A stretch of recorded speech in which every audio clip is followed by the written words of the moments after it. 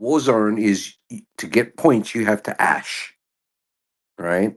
The trick to bust a day is getting as many points as you can, and that is through killing troops, right? If you hit a base that has no troops, you get 0 points, right? So as you can see here, this particular base, has troops on the wall.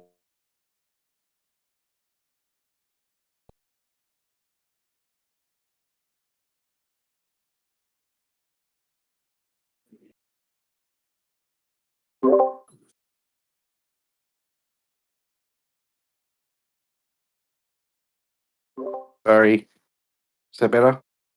All right, so he's a light player. He's got troops, and I'm going to remove them. The trick is knowing when to stop, because um, if you continue to ash, you're both getting no points, and you're also wasting stamina, which I have to boost up on. Okay, so let me just get in front of this guy. So the trick to this is watching the kills as you're hitting him, right? So I've got troops outside my base.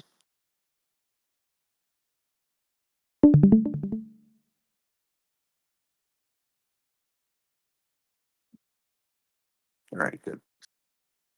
Where is this guy? Get him, Tiger. Tiger. Holy shit. All right, so this is the guy, right? Let's move over here. Okay. So the techniques to, and I'm pretty sure everyone knows this, is to go to the closest tile, right? But going here changes my trajectory, right? I am not in line, and it'll give him a few seconds from when I get from here to his base to see that blinky red light, right? So the best techniques, if you're ashy or if you're attacking from a distance, right? Doesn't matter how far. I mean, I'm not very far from this guy, right? Is to find a tile that's in line with his base, right? And this looks like a better option for me because I will cross right on top of him, right? And as I'm hitting him, he has very little time to react at that point, right? So what I'm doing is I hit him once. I'll go to my mail, have a look. I got 4,000 troops from him. I keep him again,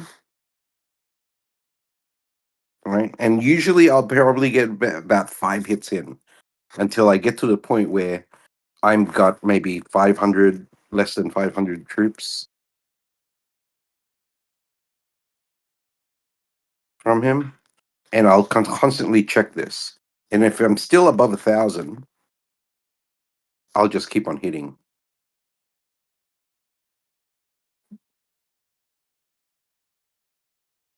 I'm also breaking nap right now. So at this point here, I've hit 400. There's no point in me continuing. I haven't ashed him. He's still got, stuff there.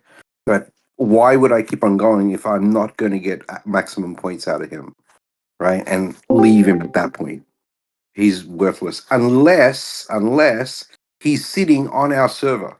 If he's sitting on a server, we want him to get the fuck out of there, right? Out of our hive, right? But if we're attacking on their server on Buster Day, when you jump in there, right, keep on hitting, but always check your battle reports, because once you get to this point, you're probably getting very minimal points, and then you can easily move or redirect to another opponent who has full grounds that you can manipulate, right? That you can siphon. Cool. Questions, concerns? Yeah. Um, so one thing Key mentioned was that, how do we jump over? Because usually people jump over at different times, right? Um, the group that the group that I played with in 617 did a blitzkrieg type um, port, right? So probably an hour before, someone would have posted the coordinates of their hive, and between maybe 10 to 15 of us, we would name our spots. This is where I'm going. This is where you're going. All right. And we'd pick our spots. And as soon as we get there, we'd just go at it, right? In one hit. And we'd usually clear the entire alliance who is unshielded within less than 60 seconds. Right. I'd love to do that with you guys here. It's just that getting the same people, or the ones that want to fight, all in one place at the same time is kind of, hard to coordinate if we're not talking about it, right? So you'll find that, probably not this bus today, but next bus today, we're going to be asking, okay, who's got chords for the hive, and then you start picking your spots, right? Always port in with someone who's stronger than you, because they're the ones that are going to cause the most damage, but they're also the ones that are going to cause attract the most attention. So if you're behind them, you're more likely going to be less attacked than those guys, right? Cool.